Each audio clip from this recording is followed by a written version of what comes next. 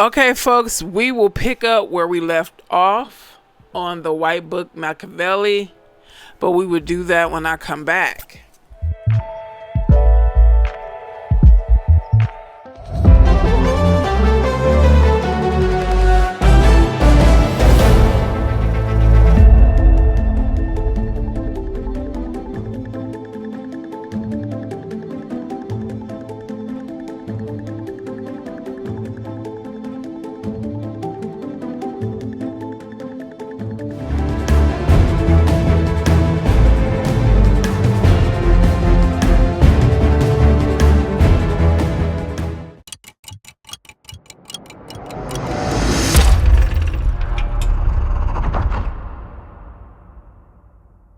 Welcome back, folks. Thank you for returning, those who have returned to check out the continuation of this book. What I'm going to do is I'm going to read a couple of paragraphs to refresh your memory, and then we're going to go into the new content.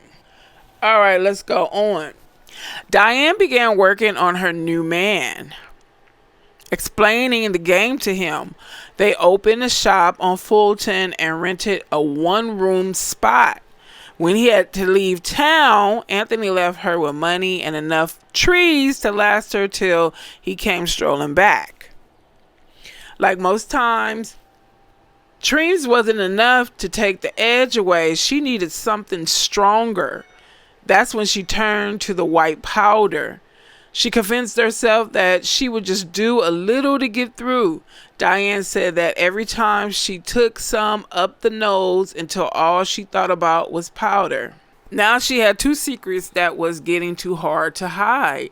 Anthony made a decision to move to Brooklyn permanently. He didn't share his plans with Diane. He just popped up, showed her his new spot. She was impressed. She never saw him as nothing more than a young Negro with some good D. Now she clearly saw that he had great potential. Now let's jump to where we ended. Diane's mom's boyfriend Melvin gave Diane a job at the diner working nights. Her children were shuffled back and forth between her home and her mother's.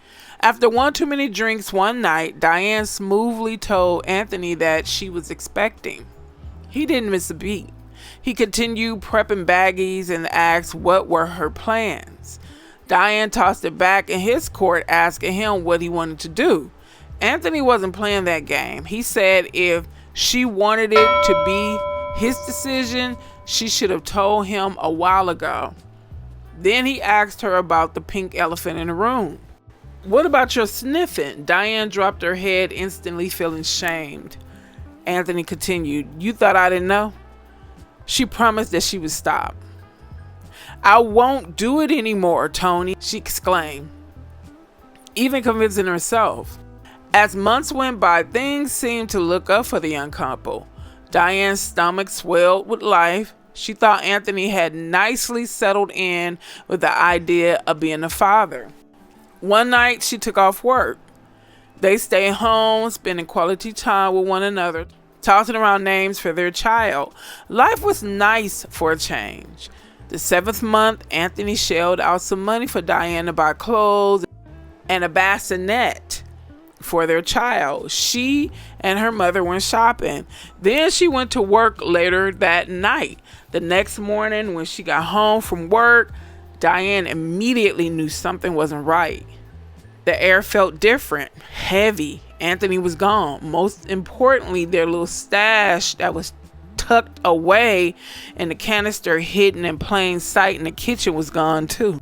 The cloudy morning went well with Otis Redding's Pain in My Heart track playing softly in the background. Honestly, she wasn't surprised at all. She can admit that she expected it. Diane had the perfect remedy.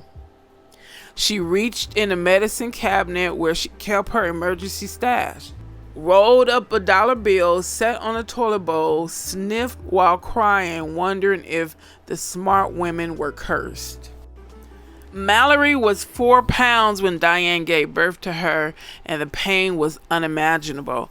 Once the tears came, Diane couldn't stop them. The doctors recognized her pain. Mallory was released to Florence and Diane admitted into a rehabilitation center where she swore she'd never have another child. 4 different groups of immigrants went to New Orleans in the 18th century.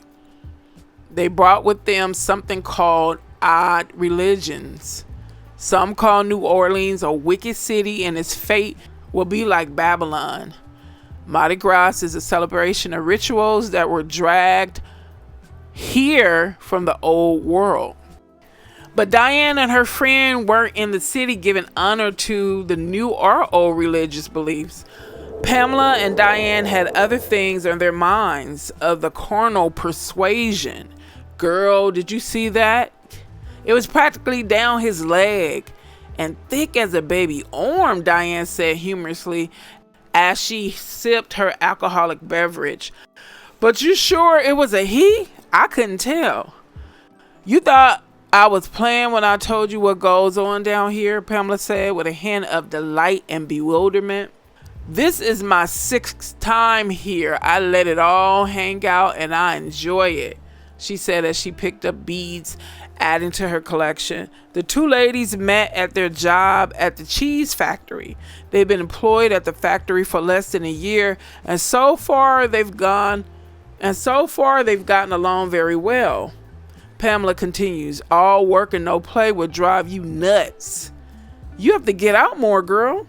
Diane had only been there for a few hours, but she was really digging the southern scene, imagining possibly living there for good. By late afternoon, the excitement was taking a toll on the 2 ladies. They decided to find a nice place to sit back and dine. Pat O'Brien's was famous in the French Quarter for their crawfish. They made their way to the restaurant with no stops in between.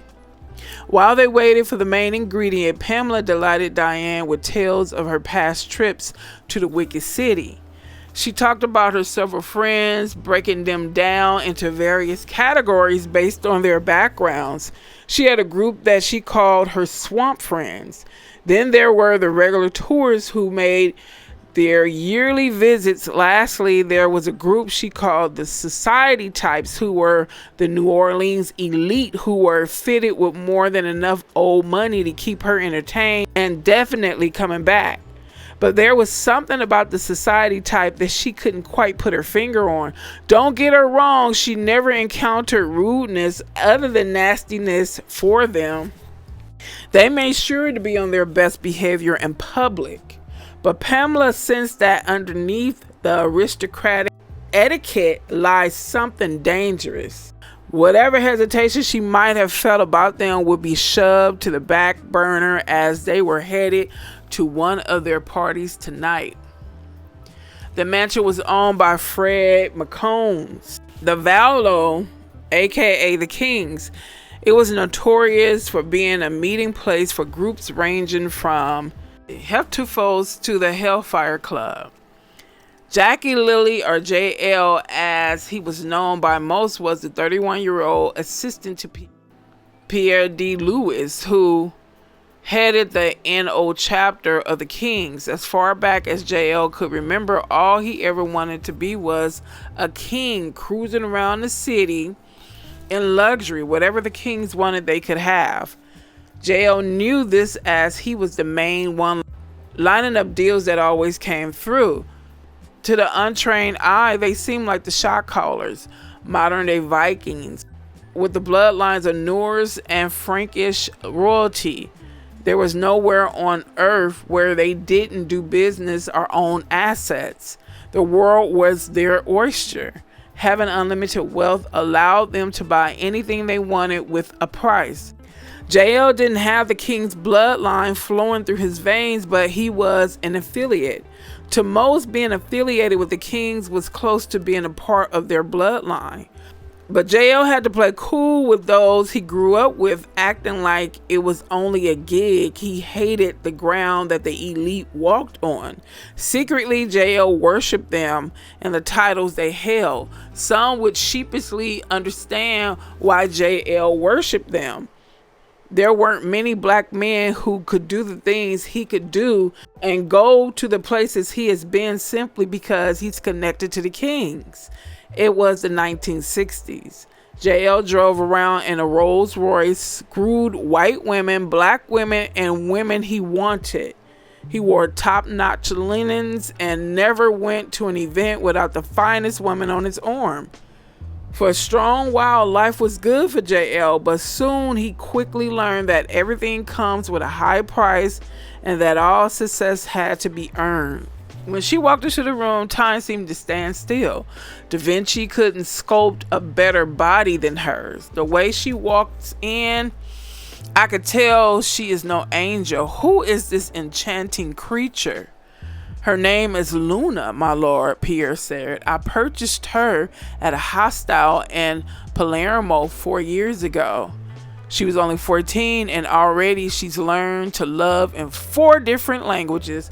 Now, you guys, some of you guys are going crazy over the Epstein files.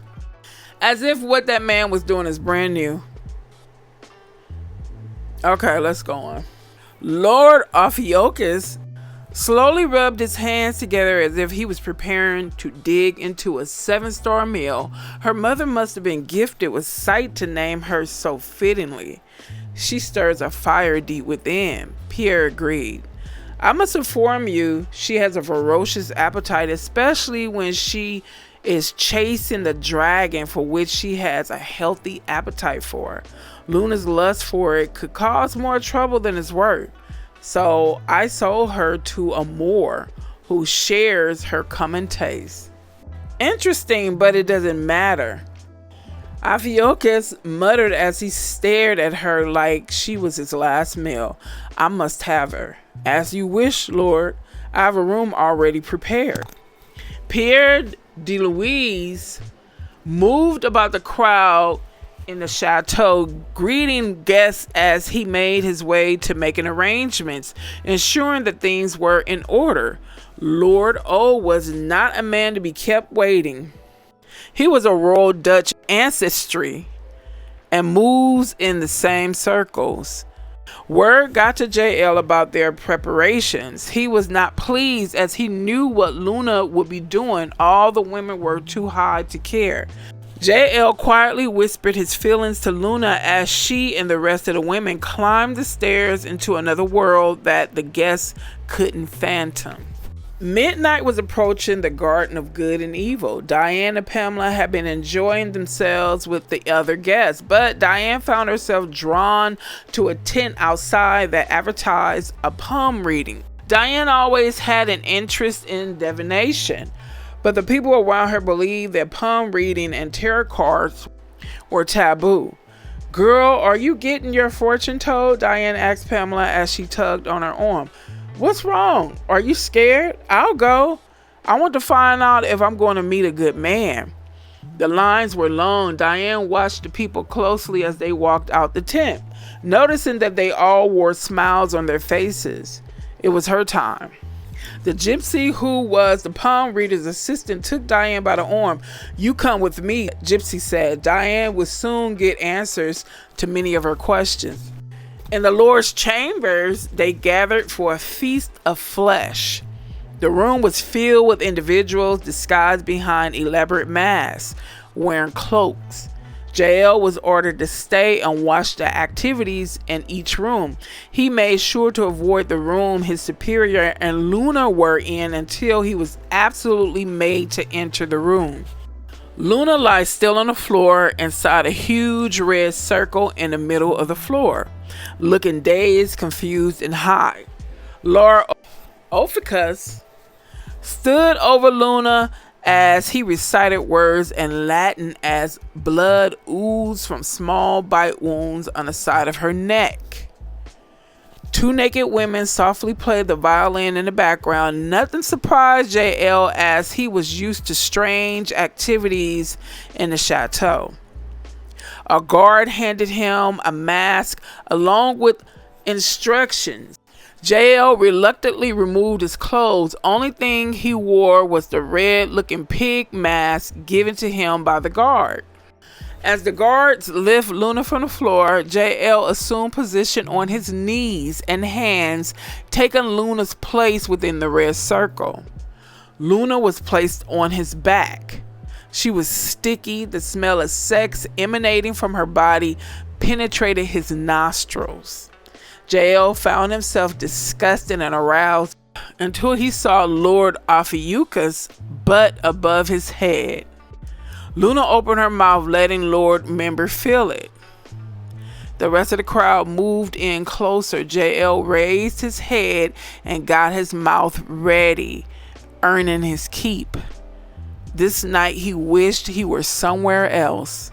Meanwhile, sooner after Diane's reading, she found a sofa nearby and lounged, being entertained by the peculiar passerbys. A voice gently aroused her from her private thoughts. Taking a seat beside her, JL asked Diane, was she okay? Yes, am I allowed to sit here? Is the party over?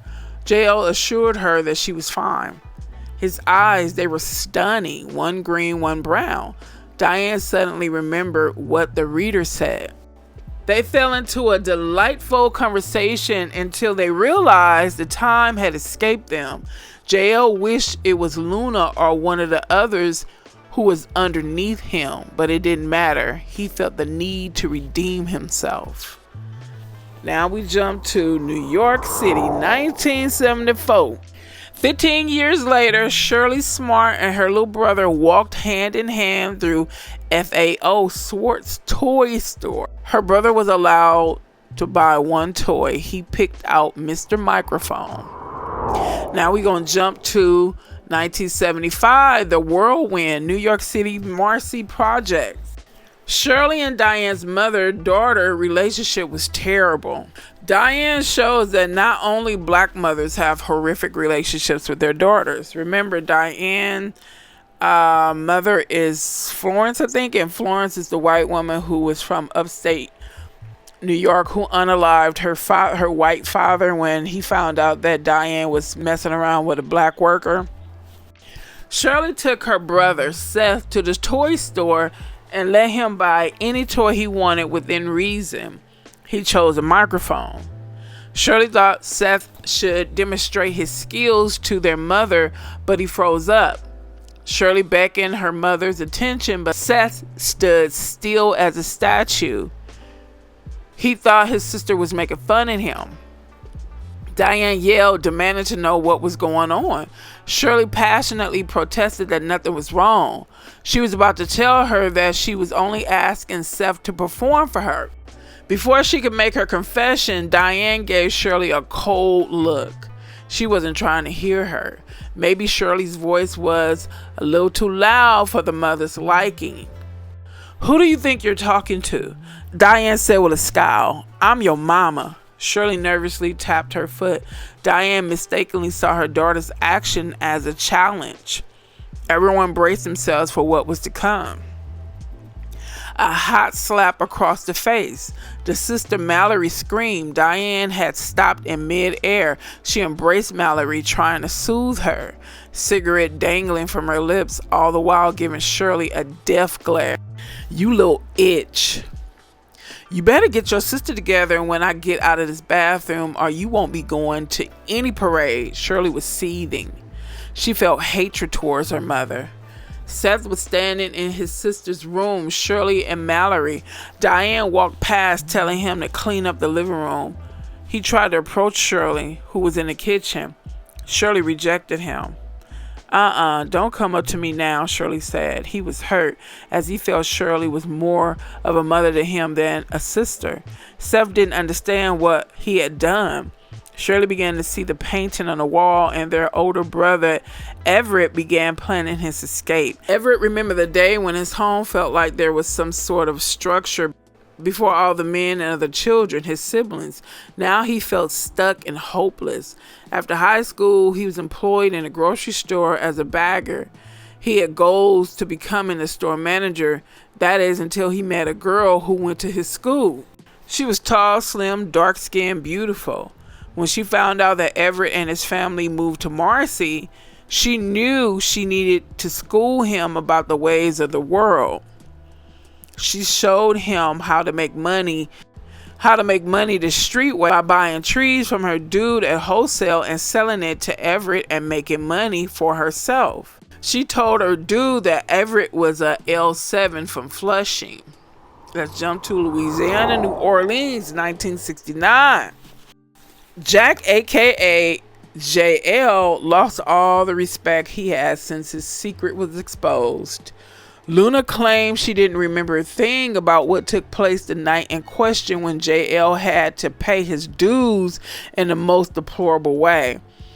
His days of being down with the Kings were numbered. He found that out for a fact when he went around town doing regular pickups for D. Lewis, and like Rodney Dangerfield, he got no respect. He catch dudes saying jokes about him that he pretend not to hear. Luna lost much respect for him too. When she wasn't flat out running away from him, she burst out laughing at him when they were in the middle of having sex. D. Lewis money was coming up short as customers refused to pay JL. All JL needed was for Diane to tell him her condition. She was pregnant. That only sent him on a faster spiral. He got high all night, which caused him to mess up more of his street responsibilities. That's all the higher-ups were waiting for. Even after JL pleaded his case to his longtime employees, it didn't matter. He was still made to remove a problem, Luna. After that night, she would never be seen again. Now we going to Brooklyn, 1970. It was time for a change that JL couldn't make happen soon enough. He made his way to New York. JL found out soon enough that New York was a different animal game altogether. He couldn't cut it there. It was too fast-paced, and Hustlers was far more advanced than New Orleans. He felt like a straight loser out of his league. Even while living with Diane and her tribe, he still felt like he couldn't keep his head above water. One day, Diane got a call from Pam. It didn't seem like the typical call, chuckling over gossip, just plain catching up. It was intense. Pam asked, was JL around? Diane told her they were watching TV with the children. JL blood pressure started to increase. When she hung up, he began questioning her like the cops.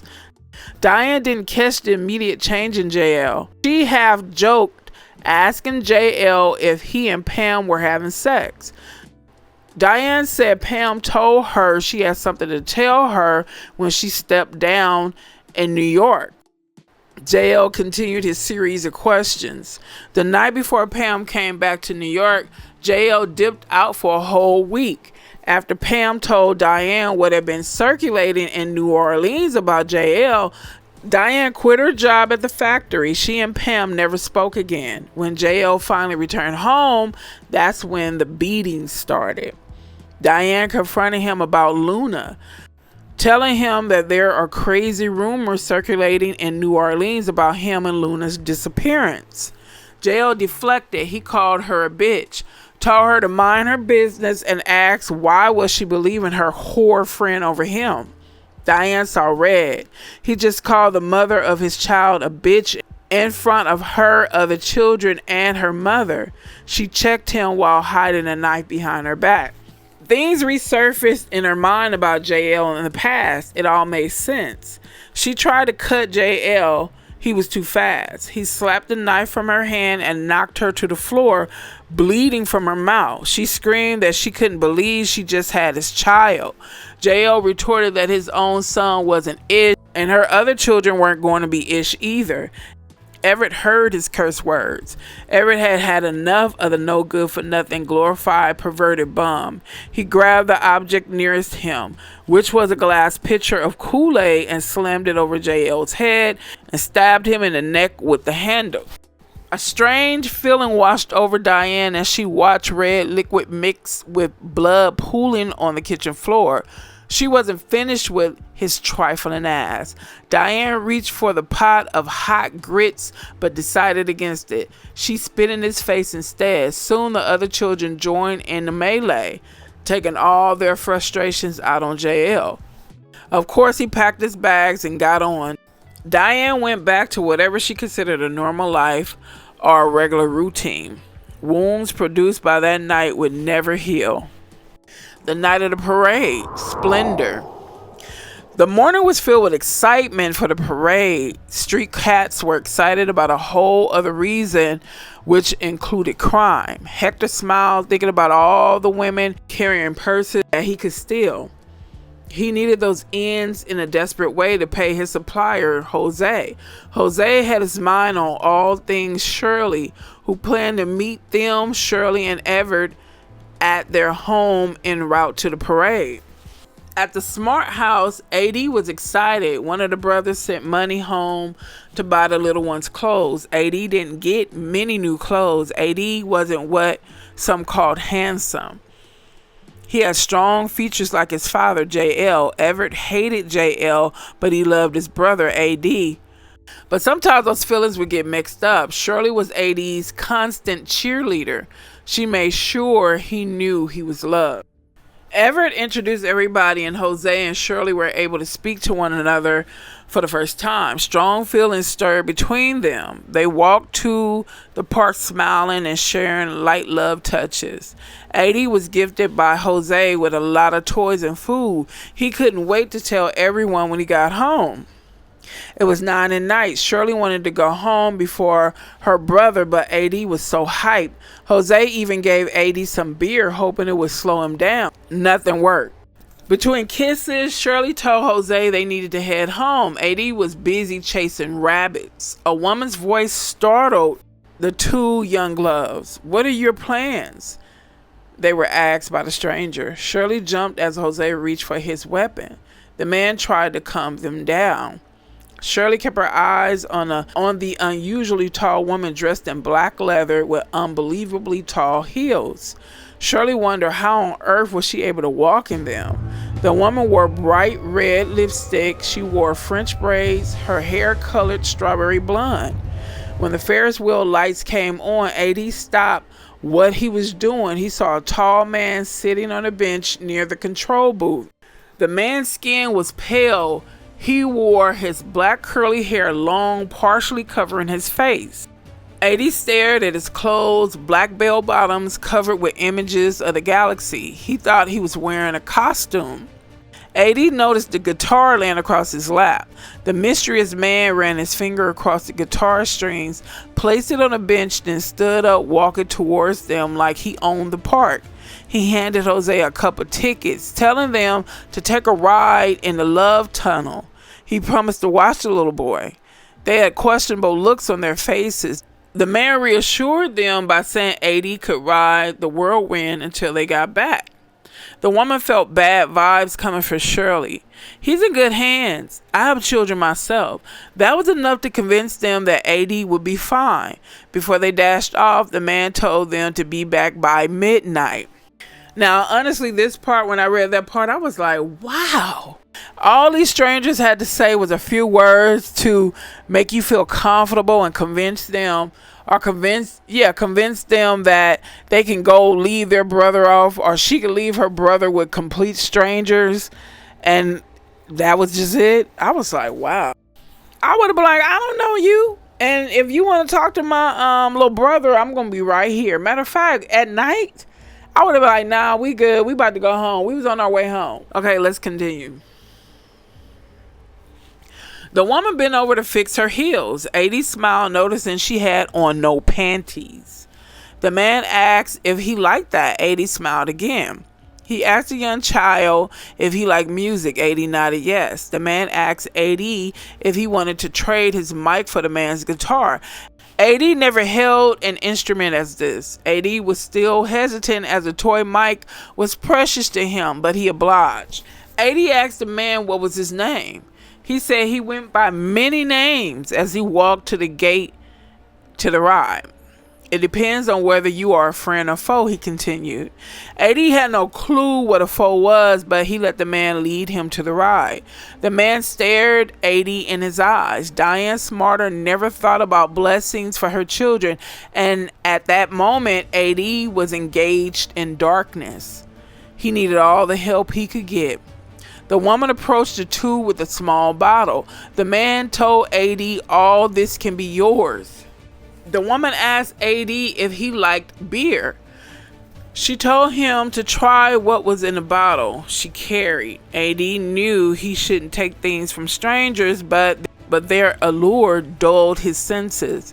He took the bottle and drank its contents. The woman told him that what he drank was for his mind, soul, and body. A drop rolled down his cheek. The woman kissed and licked it away. She whispered words he knew not. Witness Samael, in the eye of the whirlwind, my child. The ride began to whirl. Stairway to Heaven played in the background, raising AD's consciousness to a new level. He heard a voice. Welcome, a new and worthy brother, Seth. He looked out over the ocean and felt freedom. He looked over the sky and saw a glittering gold city atop a hill. With every rotation, his vision changed. The second time around, his ears popped and he was lightheaded. He heard a voice again. In his name, we set your feet upon the left-hand path. In the name of Lucifer, we ring about you. In the name of Belial, we place his mark upon you. For a split second, he felt peace. A flash of lightning created thunder, and the tunnel opened. Through one, darkness engulfed him under a vault of fire. The ride slowed. 80 sat stuck from his trip through zones. Shirley returned before 12 to find her brother sitting in darkness weeping. The gatekeepers vanished. Shirley and Jose asked 80 if he was okay. He told Shirley he was breathing funny and wanted to go home. Now we're going to Scotland, 1946. Many became indebted to the kings of the temple. They were the ones who lended to nobles. If they defaulted on their loans, the order gained ownership of their property. It's safe to say the kings of the temple became the first to establish modern banking. By 1207, the order built a fleet of ships. By 1240, that fleet increased substantially. The skull and crossbones became notorious on the high seas. Sailors and merchants that fell on deaf ears. By then, they held the deeds to nearly 10,000 deeds in Europe. By 1307, France's King Philip was indebted to them. Rumors began to swirl due to jealousy. Then the impossible happened. Friday, October 13th, 1307, King Philip ordered all the knights in France arrested and detained and ordered their assets seized. In 1312, Pope Clement V issued a decree to dissolve the order. March 14, 1314, after years of torture, Templar Grand Master Jacques de Molay was buried alive in the square of Notre Dame. A large number of the order escaped with ships filled with treasures. 1717, the Mother Grand Lodge of England was formed, and the Templars were renamed the Fraternal Order of Free and Accepted Masons. Freemasons, as well as their symbol G, is known by many but understood by few. Questions are raised as to what do they really do and believe. The answers appear to be forever lost to time. Secrecy is a must. Once broken, can lead to grisly ritualistic deaths. Secret handshakes and passwords are used to keep imposters out, as well as different levels and ranks within. Segregates one from another. Once you complete the third degree, the Blue Lodge, the celebrant may choose one or two paths of wisdom. The York Rite, consisting of 10 degrees for a total of 13, are the Scottish Rite, which includes an additional 29 for a total of 32 degrees. At that time, the individual would be invited to join the coveted ultra-secretive honorary 33 degree. Researchers have found that beyond that is another set of hidden grades, and the other secret societies referred to as illuminized masonry that the celebrant may feel admission to, making them essentially a fraternity in a fraternity. The 33rd degree Mason and former Grand Commander Albert Pike may have said it best. Freemasonry has two doctrines, one concealed and reserved for the master, and the other for the public. Washington District of Columbia, the Bicentennial.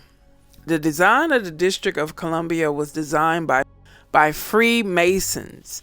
The Washington Monument, a 55-foot obelisk made of 3,600 separate blocks of granite. The capstone weighing 3,300 pounds, exactly 13 blocks north of the White House on 16th Street Northwest and Lafayette Square, the House of the Templar. It is North America's headquarters of Scottish Rite Freemasonry. It's sacred entrained, guarded by two sphinx, and secured by 33 stone columns, each 33 feet tall. Washington Circle to DuPont Circle to Scott Circle to Logan Circle and the East Mount Vernon Square East Street connected to from an inverted 5-point square known to the Brotherhood as Jupiter's earthly abode, inside of which the mouth of Baphomet rests in the Oval Office of the White House. Now, folks, I'm going to end it with this. That was a lot to take in. This was kind of heavy. Think about it. Ponder it. Write your comments below. Thank you for your time and attention. Share, like, discuss, and hype this video and like this video. And I will see you guys in the next video. Take care.